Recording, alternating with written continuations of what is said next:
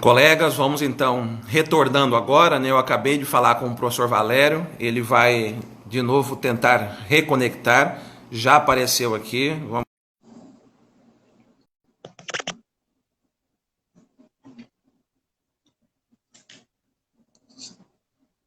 Professor Olá, Valério. André, tudo bem? Satisfação. Tudo bem, muito bem-vindo. Está me ouvindo bem? Certo? Perfeitamente. Tranquilo. Eu estava recebendo aqui os nossos amigos, os nossos alunos antes, e avisando a eles que é um projeto piloto, né? Nosso primeira live aqui pela Matra Mato Grosso, e qualquer, digamos, falha técnica aí, eles podem acreditar aí na minha inteira responsabilidade, né? Eu não sou muito afeito a esta parte tecnológica, mas a situação nos impõe, né? Esse meio, né, de conversa à distância e tal, o que eu acho uma grande sacada que democratiza, né?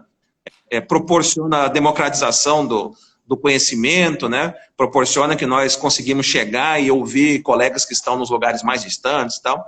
Então é uma grande satisfação a gente recebê-lo aqui, meu amigo, o professor Valério Mazzuoli, aqui da Universidade Federal de Mato Grosso, né, da nossa Universidade Federal de Mato Grosso. É uma grande satisfação para que possamos conversar e dialogar aqui nesse tão profícuo, né, e recente parceria que nós temos visto entre o direito do trabalho, né, e o direito internacional, né, notadamente o reconhecimento de poucos anos da relevância, né, e da força, principalmente das convenções internacionais, dos tratados de direitos humanos em direito do trabalho. Acho que é um tema muitíssimo importante que desperta o interesse de muita gente.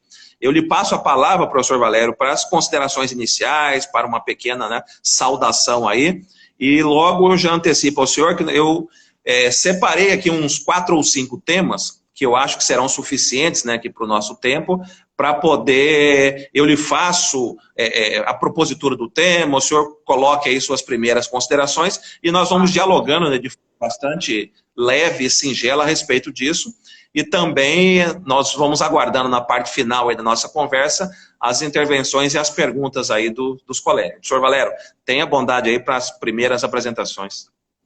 Professor André Molina, é uma satisfação, uma alegria participar com o senhor nessa noite, hoje, de quarta-feira, para falar exatamente de um tema que é tão caro para nós dois, né? Que é o direito do trabalho e o direito internacional, e que acaba fazendo uma das conexões mais interessantes que tem no mundo jurídico, que é o direito internacional do trabalho. É mais interessante o direito internacional do trabalho do que outros ramos com os quais o direito internacional dialoga, porque o direito internacional do trabalho atinge efetivamente um ser humano que está na ponta, um trabalhador, protege um cidadão e atribui a ele uma gama de direitos maior num diálogo profícuo entre o direito internacional e o direito interno, para que o cidadão possa lograr êxito na sua eventual demanda. Então, eu fico muito feliz de debater esses temas e eu acho que nós temos que realmente falar dessas tendências novas do direito internacional do trabalho, porque eu sou um entusiasta da justiça do trabalho e eu acho que a justiça do trabalho ela evolui a cada dia na aplicação do direito internacional. Eu sempre falo, onde eu vou pelo Brasil, de que a justiça do trabalho é o braço jurídico brasileiro que melhor aplica o direito internacional. Melhor aplica o direito internacional exatamente porque tem essa instituição, que nós vamos falar muito dela hoje, creio, a Organização Internacional do Trabalho, que faz um papel de gestora, né, dessas normas internacionais. E a questão toda, eu acho que esse é o momento da gente comentar, é a aplicação, né? Efetiva aplicação. Não adianta ter a norma internacional se não se sabe aplicar e se não se conhece essa mecânica de aplicação. Então, eu fico muito feliz de poder debater consigo esses temas do nosso particular interesse, de tantos amigos que eu já vejo que estão aqui compartilhando conosco essa transmissão. Eu fico bastante feliz e eu lhe passo aí, digamos, a primeira indagação. Eu vejo aqui os colegas que nos acompanham, né? Eu tenho aqui, vendo por nome, há colegas magistrados que nos acompanham, juízes e desembargadores que estão aqui ao vivo, como também há alunos, né, alunos de graduação. Então, para que possamos, dentro do possível, atender, né, todo esse nosso público, né, aquele público mais aprofundado, quanto também os estudantes, a primeira indagação que eu lhe coloco é para poder nos dizer, de forma muito singela, a Organização Internacional do Trabalho, a OIT, ela emite basicamente 3 veículos normativos, vou colocar assim de forma mais leiga e mais ampliada. Ela emite convenções, né, são várias convenções, ela emite recomendações e também ela emite resoluções. Eu gostaria, professor, que o senhor explicasse aos colegas essas 3 espécies normativas, né, ou 3 espécies de veículos, né, pelo qual a OIT se manifesta, qual é a natureza jurídica deles, como é que é o procedimento de adesão do Brasil, o procedimento de aplicabilidade interna, a partir de quando esses documentos, se é que eles têm força normativa, eles passam a ser obrigatórios no país, tal. Essa primeira ideia geral, tenha bondade, por favor. Perfeito. Excelente indagação e que nos permite, nos possibilita a desvendar um pouco o universo da Organização Internacional do Trabalho. A OIT, como bem dito por você, ela tem essa dinâmica normativa mediante 3 institutos. À exceção das resoluções, que podem versar questões administrativas da própria organização, a atividade legiferante da organização, ela se consubstancia nas 2 primeiras, que são as convenções e as recomendações internacionais do trabalho. Veja, ambas têm uma finalidade de normatizar um tema de direito do trabalho. A diferença é que as convenções internacionais do trabalho são aquelas chamadas normas de hard law. Elas têm natureza jurídica de tratado internacional, porque elas são celebradas pelos Estados, elas são autenticadas no Diário Oficial da União e elas têm aprovação do Poder Legislativo. Então, elas passam pelos trâmites pelos quais passam os tratados internacionais, desde a sua celebração até a sua entrada em vigor. Então, a OIT ela vai fazer uma convenção, ou seja, um tratado, quando ela tem firmeza sobre o tema. Então, quando o tema está maduro no seio da organização, tanto lá na assembleia da organização, quanto as discussões que se passam no birô, etc., ela edita e promulga convenções. Tem toda uma técnica, demoraria um pouco mais aqui para explicar internamente como que se processam. Quem tiver curiosidade, lá no nosso curso de Direito Nacional Público, tem toda essa explicação, essas convenções da OIT. Agora, quando o Estado, ou quando os Estados, efetivamente, algum tema que ainda não está tão maduro para se chegar a uma norma de hard law que exige do Estado um cumprimento e tem sanção em caso de inobservância, a OIT ela lança a mão dessas recomendações. Agora, o que nós não podemos entender é que a recomendação é um nada jurídico. E às vezes nós vemos até decisões dizendo, não, isso não é uma convenção, eu não vou aplicar. Não é uma convenção porque a Sociedade Internacional dos Estados não tinha ainda certeza absoluta de todas as suas normas, as suas vírgulas. Mas aquilo que a recomendação disse, aquilo já se tem certeza. Ela só não tem a roupagem de tratado. Então, é um absurdo, na minha opinião, não aplicar as recomendações da OIT. Nós podemos até fazer um paralelo com essa pandemia em curso. A OMS está fazendo recomendações, é a mesma natureza jurídica das recomendações. E essas recomendações elas têm que ser seguidas pelos Estados, porque a organização técnica que entende do assunto. Então, a atividade normativa da organização ela se concentra basicamente nas convenções internacionais do trabalho e nas recomendações. Na minha opinião, ambas têm efeito jurídico. A diferença é que a sanção em caso de descumprimento das convenções é maior. Mas eu não descarto, e aí aceito opiniões contrárias, evidente, mas eu não, particularmente, eu estou convencido, estudando há 20 anos a OIT, de que essas recomendações elas têm um poder muito grande e elas podem também ser utilizadas em sentença judicial para resolver casos concretos. Eu tenho certeza que na sua sentença você já usou um dia uma recomendação da OIT que eventualmente não estava positivada em tratado internacional e também ela foi um elemento a mais para resolver um caso concreto. Então, isso é muito importante. Sim.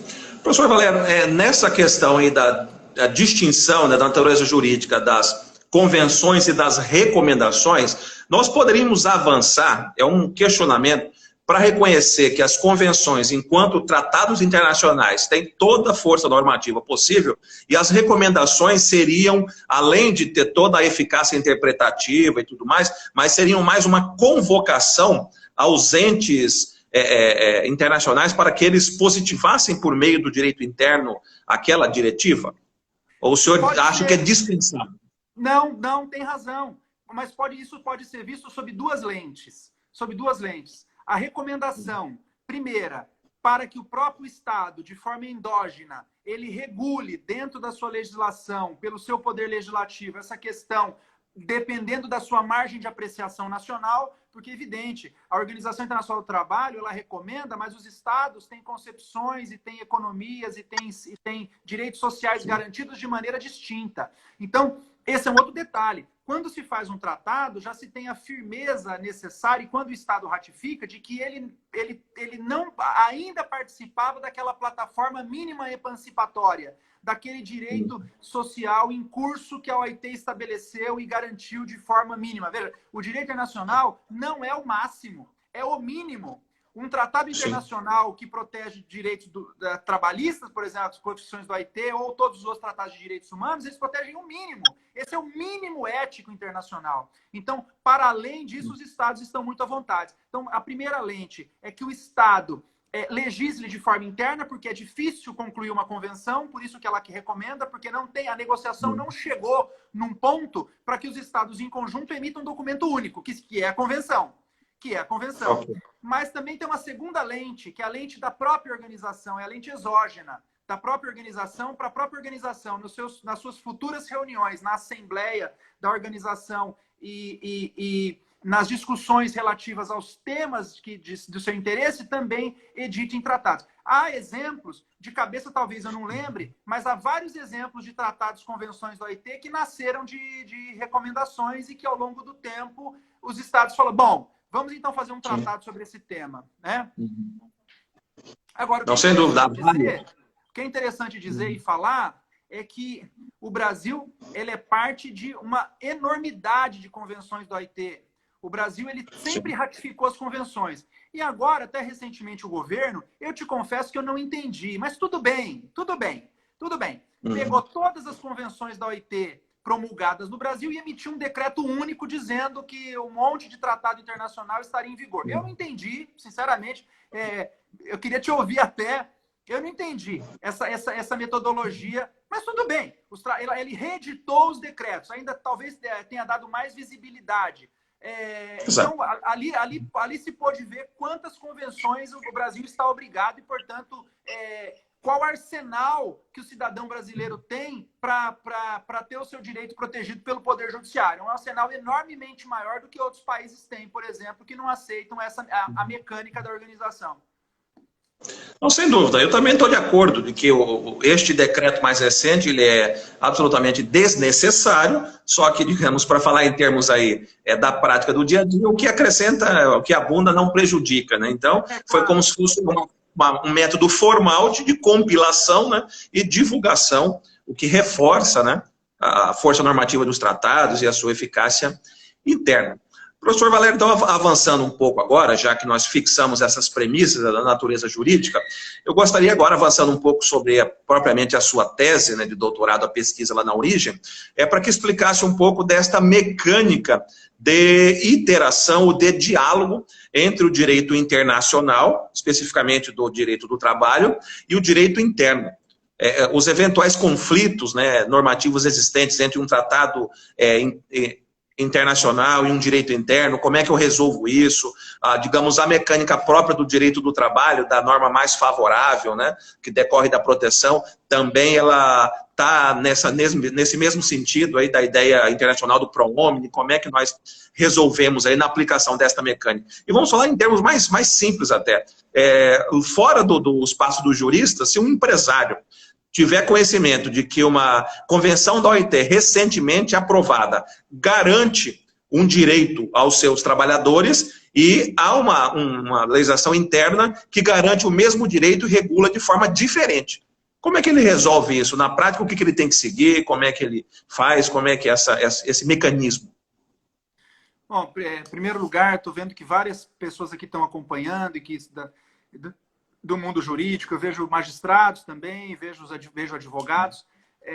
Quem me der a honra, eu lancei agora recentemente a edição nova do livro Controle Jurisdicional da Convencionalidade das Leis, pela Forense. O colega entrar no site lá do Grupo GEM, digita o Masuoli, ele vai localizar facilmente esse livro de controle de convencionalidade, se me der a honra. Eu vou tentar falar aqui brevemente, porque até então, professor André, no mundo, as antinomias elas eram resolvidas por 3 critérios clássicos, né? O hierárquico, o da especialidade e o cronológico. E depois a gente viu, isso hoje já está claro, que para proteger direitos, esses critérios não são mais suficientes. Esses critérios são insuficientes para a proteção de direito. Para a execução de um título de crédito, pode até ser, mas falar que há uma norma superior que sempre prevalece sobre a inferior, a inferior pode ser melhor. Que uma norma especial sempre prevalece sobre a geral, há exemplos de norma especial para o mal. Eu posso dar um exemplo. Tem normas especiais que impedem a acessibilidade a uma pessoa com deficiência. Então, quer dizer, eu imagino que juiz em sã consciência que deixa de aplicar a lei geral de acessibilidade em detrimento de uma lei especial que protege menos. Então, por esses exemplos, nós percebemos que esses critérios tradicionais, eles não mais são suficientes para proteger direitos das pessoas.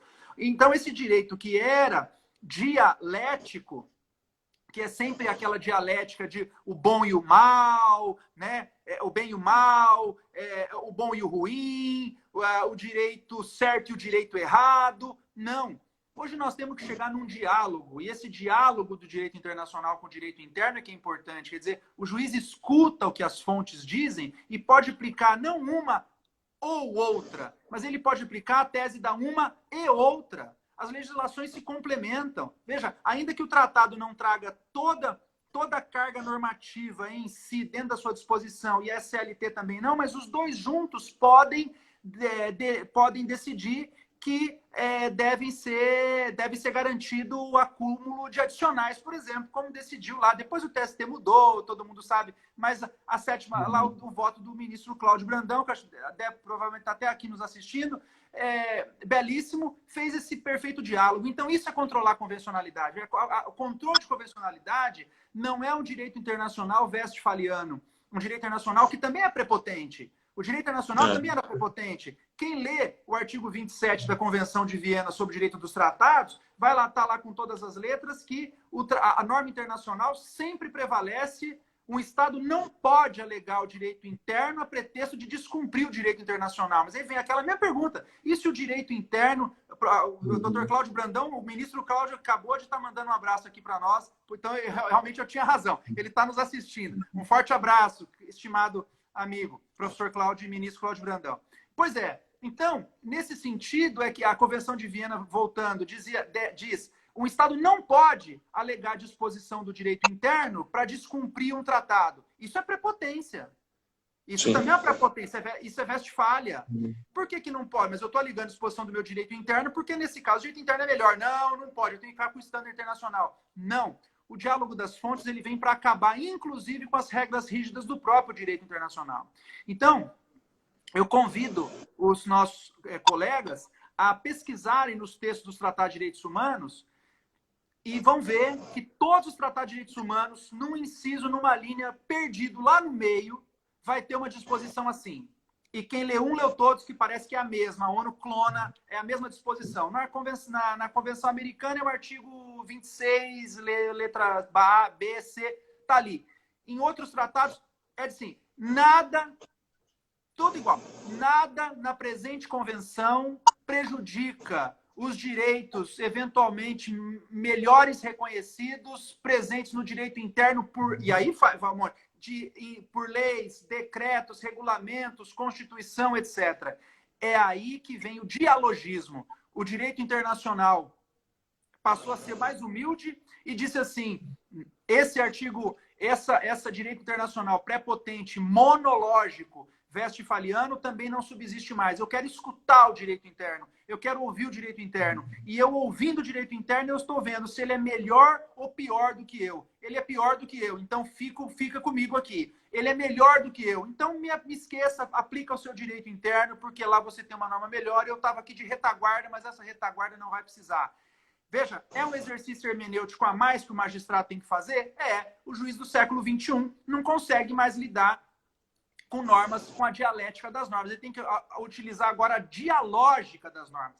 Não a dialética das normas e a dialógica. Então, é diálogos, duas lógicas, duas ou mais lógicas. Então, quantos direitos? Demos o exemplo aqui do belíssimo acordo da Lava do ministro Cláudio Brandão, da 7ª Turma do Tribunal Superior do Trabalho, que defendeu duas partes no voto. A primeira, dizendo assim, olha, vamos pela teoria pela teoria que a doutrina tem desenvolvido no Brasil, fico honrado de ter sido uma dessa doutrina utilizada. Olha, esses tratados têm índole nível constitucional, os tratados prevêem uma garantia a mais, a CLT não chega nessa garantia, fazendo um exame de compatibilidade vertical material. Percebe-se que a norma mais favorável pro homine, a garantia está no âmbito do direito internacional, não há dúvida nenhuma. O direito internacional deve ser aplicado em detrimento do direito interno. Segunda parte do voto. Tudo bem, vamos pelo Supremo Tribunal Federal, então. Olha, o Supremo Tribunal Federal não entende como a doutrina. É aquele voto belíssimo, né, que fecha todos os argumentos. Mas tudo bem, não aceita a doutrina? Vamos então pelo Supremo. O Supremo entende que o tratado é supralegal. Está acima da CLT, igual. Pronto. Também não chega no exame de dupla compatibilidade e a Constituição também não apara essa aresta. A Constituição tem que coordenar esses argumentos e também a solução é a mesma, usando a tese da supralegalidade ou da constitucionalidade. O que fez aí o relator nesse caso? O que fez o relator, se não fazer o diálogo perfeito das fontes do direito internacional, direito interno, para dar o direito ao cidadão no caso concreto? Foi isso que foi feito.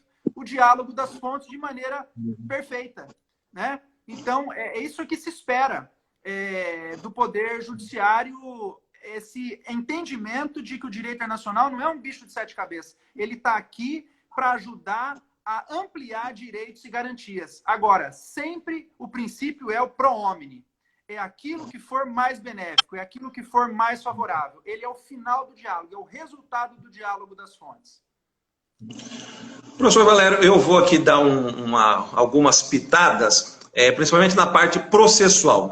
Eu sou professor também de Direito Processual Civil e do Trabalho, e é importantíssima essa sua exortação ao diálogo das fontes, essa exortação à observância dos tratados internacionais de direitos humanos, das convenções da OIT, só que recentemente nós temos, aspas, um certo problema que nos foi colocado com o Código de Processo Civil de 2015, que, com todas as boas razões, né, ele ampliou, resguardou a democratização do processo. Em que perspectiva? Exigindo, né, que as partes participassem de forma mais ativa da construção da decisão judicial. Ou seja, incentivando que as partes trouxessem e discutissem os argumentos do processo.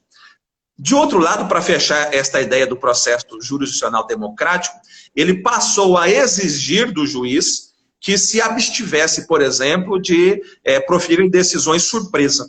Então fica uma questão bastante tormentosa para o magistrado, numa situação de fato, que ele está vendo que há um tratado internacional de direitos humanos que ampararia aquela pretensão, só que a norma deste tratado ela não foi trazida, ela não faz parte da causa de pedir lá da petição inicial. Então ele fica numa situação agora, recente, muitíssimo dramática, de como decidir aquele caso. Na medida em que se ele julgar dentro dos limites postos pelas partes, ele vai estar, de alguma medida, desconsiderando o tratado. Agora, se ele aplicar o tratado sem ter sido submetido antes ao debate prévio, ele vai estar violando a vedação de decisão surpresa e a democratização do processo. Então, para resolver isso, né, nada melhor do que seguir aí a vossa exortação para que os advogados trabalhistas, principalmente, né, tendo em mente tudo isso, possam refazer ou repensar as suas petições iniciais na perspectiva de constranger, no bom sentido, né, os magistrados a dialogar e a enfrentar esses tratados, né, trazer teses novas amparadas nesse tratado. Porque nós falamos agora aí da belíssima decisão do ministro Cláudio Brandão, mas ele não teria ocasião de fazê-lo como fez se esta tese não tivesse sido debatida no processo, né, se o advogado não tivesse requerido, né, a acumulação dos adicionais desde lá da petição inicial.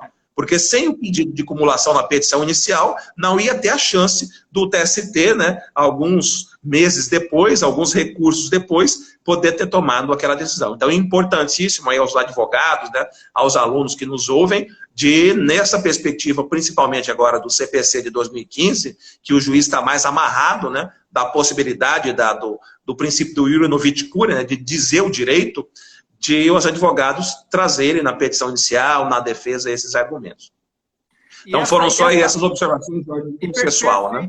E essa é exatamente a nossa luta, professor André, porque até que, teoricamente, eu entendo que o juiz pode aplicar o tratado de ofício, porque, no meu entendimento, que é uma norma que tem índole constitucional, não teria nem que discutir a validade dessa norma em termos axiológicos, valorativos, com uma norma procedimental. Mas tudo bem, que se abra, por exemplo, que se abra a concepção e o estudo para o tratado nos autos. Tudo bem, isso é ótimo, em termos até de pré-questionamento, porque se realmente não teria logrado êxito no Tribunal Superior se o tema também não tivesse sido debatido também pelo magistrado e no acórdão do tribunal. Então, exatamente, e aí eu parabenizo a Mata Mato Grosso, porque tem feito curso, eu tenho inclusive participado, que muitos advogados, eu vejo lá uma média de 90% de advogados aprendendo a fazer pré-questionamento com tratados internacionais, ou seja, trazer o tratado internacional nos autos. Exatamente isso. Então, desamarra o magistrado, que foi realmente essa amarra que o Código de Processo colocou, e aí ele fica realmente nessa faca de dois gumes, né? Muito, se correr o bicho pega, se ficar o bicho come. Então, é importante, muito importante para os advogados saberem, esse é um tema excelente. Obrigado por tê-lo trazido. É muito importante que os advogados manejem os instrumentos internacionais. Maneje os instrumentos internacionais. E um advogado que sabe manejar os instrumentos internacionais, ele vai ver que, às vezes, a petição dele pode se fundamentar exclusivamente num tratado internacional. Eventualmente, exclusivamente, que é a norma aplicável ao direito interno, inclusive, segundo a jurisprudência do Supremo, mais do que lei. Vale, é supralegal. Então, eu faço votos que se chegue esse dia, sabe? Também, em termos de Supremo Tribunal Federal, agora partindo um pouquinho para o Supremo, que não envolve só questão trabalhista, mas o direito brasileiro como um todo, eu acho que está tendo um avanço, sinceramente. Eu vejo os acordos do Supremo, eu acho que finalmente conseguiu se entender que o direito internacional não é algo estranho à nossa brasilidade. Agora, verdade seja dita, a primeira vez que o controle de convencionalidade veio numa ementa foi numa decisão do Tribunal Superior do Trabalho. Então, aí sim, fazendo jurisprudência, então não é mera opinião retórica do relator, não é um obter dictum. Aí sim teve discussão na Câmara, na turma, na sessão, etc., nos tribunais, e o TST foi pioneiro, e os tribunais do trabalho também têm sido pioneiros nisso. Mas, com razão, os advogados devem trazer os tratados internacionais aos autos e, portanto, facilitar também a atuação do magistrado, que vai decidir conforme essa norma internacional. Quer dizer, na verdade, um auxilia o outro na prestação da justiça, da boa justiça, e nós vamos chegar ao bom direito, né? Sim. Senhor Valério, vamos avançar para um ponto agora que tem me ocupado, eu lhe confesso, já há alguns anos. Eu vou colocá-lo, né, dentro do direito do trabalho e colher aí a vossa opinião, que eu tenho certeza que vai agregar muito em relação a isso, no que toca ao controle de convencionalidade e ao diálogo das fontes. A doutrina tradicional trabalhista, ela trabalha com a lógica na comparação entre normas do que se chama da teoria do conglobamento. Ou seja, eu teria que analisar o bloco de normas em conjunto. Aí, há um exemplo da nossa jurisprudência muitíssimo claro, que é a OIT 132, que ela regula as férias. Então, a OIT número 132, ratificada, internalizada, com toda a eficácia de tratado internacional, só que ela regula as férias em alguns dispositivos. Na maior parte deles, desses dispositivos, o nosso direito interno da CLT é melhor, pro homine. Só que em outros poucos dispositivos, a convenção internacional é melhor.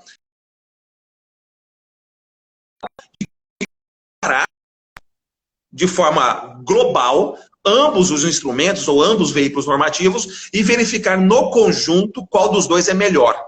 E sempre se respondeu de que a CLT é melhor. Daí porque a OIT 132, embora com toda a eficácia de tratado, não tem aplicação prática na nossa jurisprudência trabalhista, porque no conjunto a CLT seria melhor. Então eu sempre me peguei na perspectiva de procurar avançar neste tema, e aí eu lhe questiono, seria possível nós pensarmos em uma revolução em relação a esta forma de comparação entre bloco de normas muito própria da doutrina trabalhista e dar um passo adiante numa perspectiva de uma, entre aspas, uma mixagem de normas? Eu construí um terceiro regulamento das férias do que tem de melhor nos dois diplomas e eu avanço. E se sim, como é que nós vamos trabalhar e discutir a segurança jurídica nesta situação, dessa construção e tal? É um problema que eu tenho me pegado, como eu disse ao senhor, há muitos anos. Eu não tenho ainda uma posição formada a respeito disso, então eu vou aprender agora também e eventualmente construir junto, né, e trazer a minha opinião na sequência. Então a pergunta é essa, é possível eu construir argumentativamente um terceiro diploma a partir da mixagem dos outros dois, do que cada um tem de melhor? Professor André, eu defendo isso 2008, há 12 anos. Há 12 anos. E eu desenvolvi até uma pequena teoria na minha tese de doutorado sobre isso, que eu chamei de princípio uma ou outra e princípio uma e outra. No Brasil, ainda nós estamos no princípio uma ou outra. É uma ou outra norma. Então, ou é a CLT ou é a Convenção 132 sobre férias. O diálogo das fontes nos mostra exatamente o contrário, que eu posso ter a teoria uma e outra. E eu aplico o que a CLT tem de melhor, junto com a Convenção 132 tem de melhor, junta e faz uma terceira via. Eu vou dar um exemplo da Constituição. Olha, o clássico exemplo da prisão civil por dívida, que pouca gente reparou nesse detalhe. O dispositivo é o mesmo da Constituição e o dispositivo é o mesmo do tratado. A Constituição diz, não há prisão civil por dívida. O tratado diz, não há prisão civil por dívida. A Constituição continua. Só pode prender o devedor voluntário e inexcusável de prestação alimentícia e o depositário infiel. O tratado aí tem uma pausa. Ele vai dizer, esse princípio não limita os mandados de autoridade judiciária competente expedidos em virtude de inadimplemento de obrigação alimentar. E fica quieto no que diz respeito ao depositário infiel. Veja, uma mesma norma, no caso do devedor de alimentos, o tratado diz, pode prender o devedor de alimentos. A Constituição brasileira diz, tem que ser voluntário, não pago que eu não quero. É inexcusável, não tem desculpa. Coloca uma adjetivação restringente, que na prática é pouco observado, mas seria, em tese, mais difícil prender o depositário infiel pela sistemática da Constituição brasileira do que pelo tratado, que fala, pode expedir a ordem de prisão. No caso do depositário infiel, é evidente que é mais benéfico o tratado internacional. Então, perceba, um mesmo dispositivo, no caso do devedor de alimentos, a Constituição atrai para si a competência de controle e o tratado não, porque é menos benéfico. No caso do devedor do depositário infiel, o tratado traz para si a competência de controle e a Constituição não, porque manda prender e é menos benéfico. Claro, na dívida alimentar o patrimônio do alimentante e a vida do alimentado pesa mais. No depositário infiel, é patrimônio contra a liberdade. Claro que a liberdade pesa mais. Então, por isso que fica com o Tratado um e com a Constituição outro. Os dispositivos não mudaram. E o Supremo conseguiu emitir uma súmula vinculante 25, dizendo, é ilícita a prisão depositária infiel, qualquer que seja a modalidade de depósito. Alguns constitucionalistas me ligaram e falaram, não entendi, uma súmula vinculante contra texto expresso da Constituição? Eu falei, eu entendi, e eu vou te dar, porque a tese na verdade é minha, eu vou te dar eu vou te falar o que o Supremo fez. O Supremo fez isso, ele fez o diálogo das fontes, entendeu essa nova pirâmide e, portanto, compreendeu que um dispositivo pode ser cindido, melhor de um lado, pior do outro, portanto, melhor de um lado, pior do outro. É o que você está dizendo. Ele criou uma terceira via. E ninguém até hoje disse que essa súmula vinculante é inconstitucional. Percebe? Sem dúvida. A decisão foi correta, né? A decisão foi correta. Então, eu concordo plenamente. E aí eu vou deixar para a sua inteligência, o seu brilhantismo, na área do direito do trabalho que eu conheço, examinei sua tese de doutorado, tive o prazer, de dar essa terceira via para o Brasil. Um tema inteiro. Um tema de uma tese também, né? Tema muito interessante, fazer essa compatibilização. Falou, eu tenho uma terceira via, nem só a CLT, que no conglobamento ela fica com a maior parte, mas os tratados, a Convenção 32 também tem alguns poucos dispositivos que são melhores. Então, por que não fazer um diálogo, um direito dialógico, e aí eu vou dar uma solução perfeita ao caso concreto? Né? Então, eu acho que isso você vai já ter que pôr no papel. Já vai ter que escrever uma tese sobre o tema.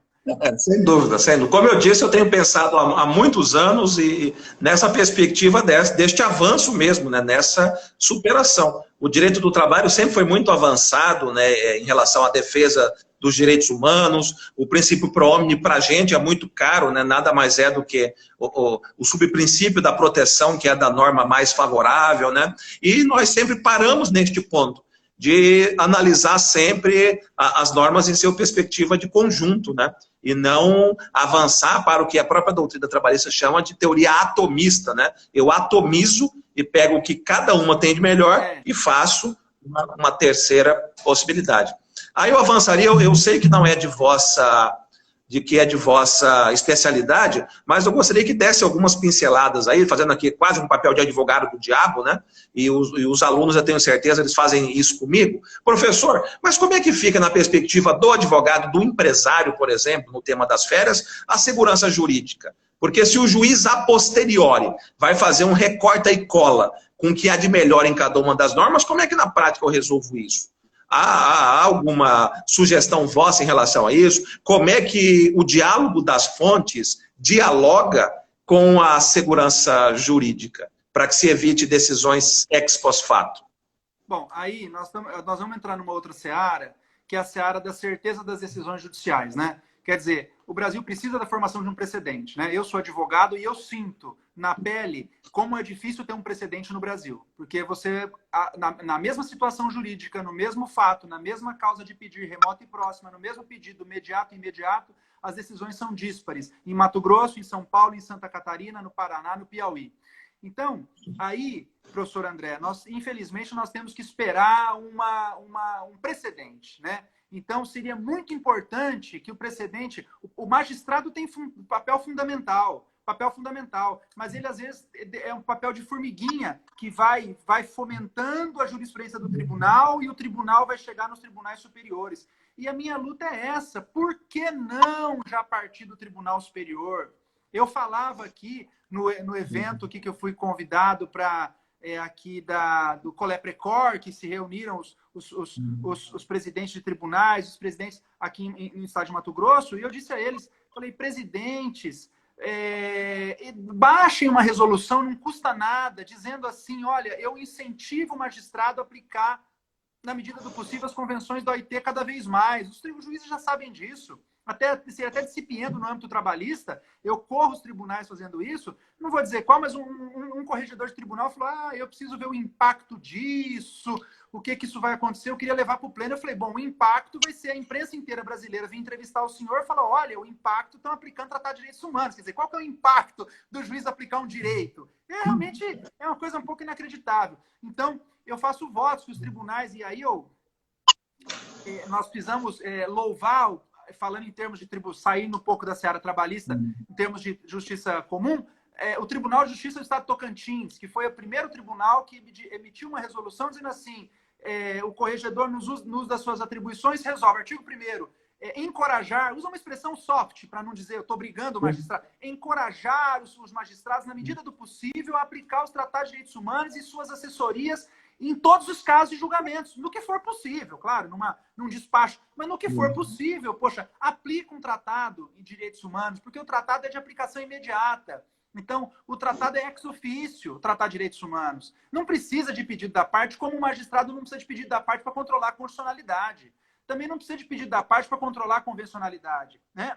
Então, é muito importante. Agora, do lado do empresário e do lado do cidadão comum, é muito difícil chegar a esse tema, porque mesmo aquele empresário mais experiente, que tem muitos trabalhadores na sua empresa, às vezes esse tema é muito técnico, é muito profundo para chegar a isso, a não ser um jurídico muito bem equipado. Então, eu acho que esse papel ele vai ficar um pouco perdido, lógico, mas o direito vai ser dado, né? Então, eu acho que o tribunal tem um papel muito grande para os tribunais de colaborar com isso e conhecer cada vez mais esse assunto, sabe? Minha opinião. Sim. Não, claro, claro. Professor Valério, avancemos para um outro tema agora muitíssimo interessante, que já foi, inclusive, até objeto, né, de publicação conjunta nossa, né, que tem voltado agora à pauta com a aprovação dessas novas medidas provisórias trabalhistas, né, que estão pipocando, desde a reforma trabalhista de 2017, e em muito desses veículos normativos tem sido reduzido direitos dos trabalhadores aqui e acolá. E sempre chamada à discussão a ideia da cláusula de vedação de retrocesso social.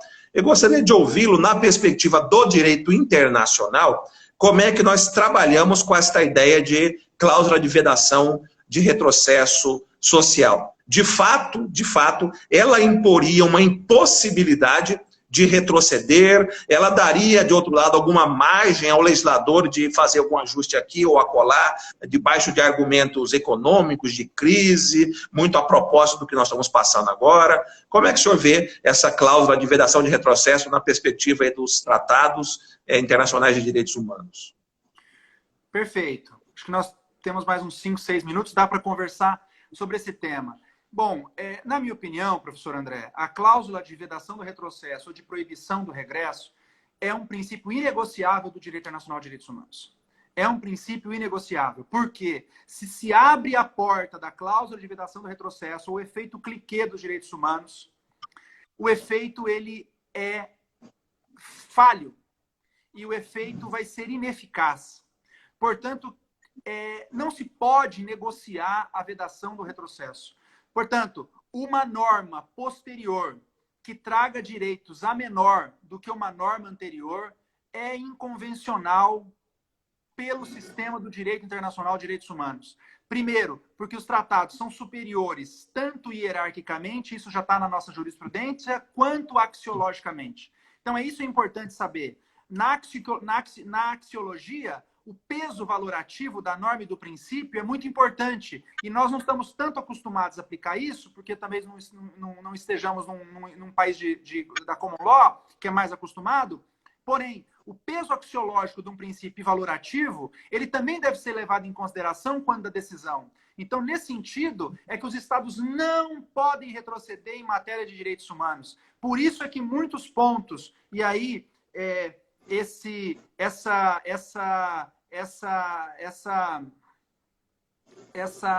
vontade que se teve de escrever sobre a reforma trabalhista e essa demanda, na verdade, a palavra que me faltava era essa demanda que se teve da comunidade jurídica para entender a reforma trabalhista, é que muitos pontos retrocederam. E o retrocesso ele é vedado pelo direito nacional de direitos humanos. Então, é como se fosse uma desobediência judicial à norma, mas fundada num princípio superior.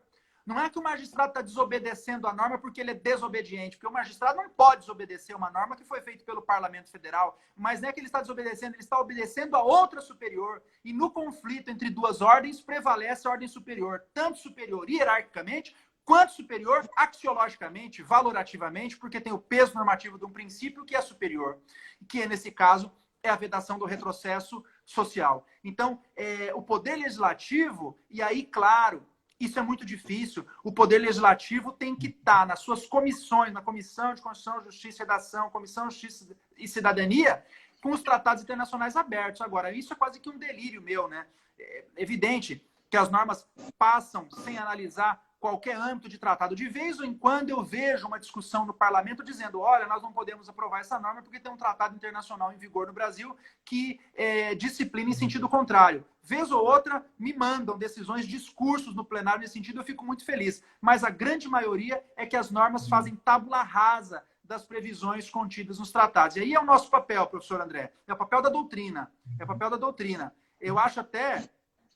Veja, o elogio que nós fizemos aqui ao ministro Cláudio Brandão, que está nos assistindo. Mas depois, quando a SDI 1, ou 2, ela revogou, vamos dizer assim, ela revogou, não vamos dizer assim, a decisão, né? E dizendo, olha, nós vamos voltar a aplicar a CLT, porque o tratado é um mero lirismo. Eu coloquei um tópico do meu livro intitulado o seguinte, aí realmente, me desculpe, um exemplo a não ser seguido.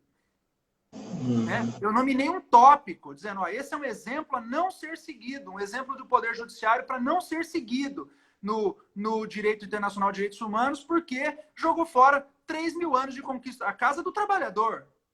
A Casa do Trabalhador. Né? Então, isso é que é importante, sabe? Então, é chegar um momento em que nós levemos o direito internacional a sério, né? Ou nós tenhamos coragem de nos desligar, nos desengajar de todas as normas internacionais do planeta e vivermos isolados. O mundo hoje não permite isso. A pandemia do coronavírus mostrou isso, colocou a globalização de joelhos. A globalização está de joelhos, está ajoelhada, porque as fronteiras, o vírus não respeita a fronteira, não tem passaporte, acabou. E a garantia dos direitos tem que ser assim também. Nós vamos chegar num direito cosmopolita, um direito que tem um patamar mínimo, um patamar civilizatório mínimo que o direito internacional já impõe, mas ele vai pôr em maior medida doravante. E essa medida nunca vai poder retroceder, nunca vai poder tirar um direito que a humanidade já conquistou. Isso vai ser crime de lesa humanidade, tirar direito das pessoas. Senhor Valério, nós agradecemos pelo nosso tempo que nos resta ainda em torno de 5 minutos, né? Então eu vou utilizar esses 5 minutos para que nós façamos aqui, né, um fechamento. Para aqueles que estão acessando agora, eu vou recordar o que disse no começo da nossa conversa, né, que se trata nesta live de um projeto piloto, né? A primeira que aqui é a nossa Matra 23, né? A Associação dos Magistrados do Trabalho do Estado de Mato Grosso, né, que eu temporariamente agora estou presidindo. Nós estamos aproveitando, né, esse distanciamento, né, para deixar a vida um pouco mais monótona, para deixar os nossos alunos aí interessados e ativos. Nós estamos começando agora, né, com esse projeto, pelo menos uma vez por semana, nós vamos ter algum convidado, né, nossos professores ou convidados externos para tratar de temas do direito do trabalho. Então sigam aí, né, o Instagram, da Matra Mato Grosso, sigam aí o Instagram do professor Valério Mazzuoli, podem me seguir também lá no meu Instagram, professor André Molina, para ficar ciente das novidades aí nas nossas próximas apresentações. Então, professor Valério parece que... né? Professor Valério, me ouve? Não, o professor Valério saiu ainda, né? Se ele consegue ainda nos acessar aqui nos últimos minutos para poder fazer a despedida.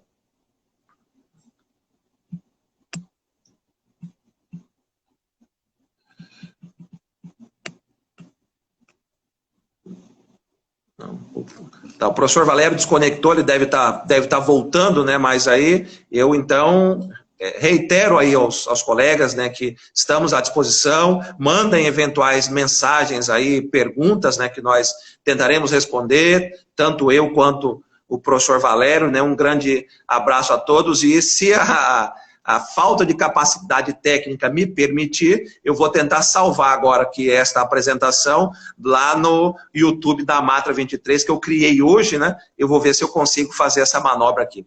Um grande abraço a todos e nos acompanhem nas redes sociais, que na semana que vem nós voltaremos com novos temas interessantes. Um grande abraço a todos.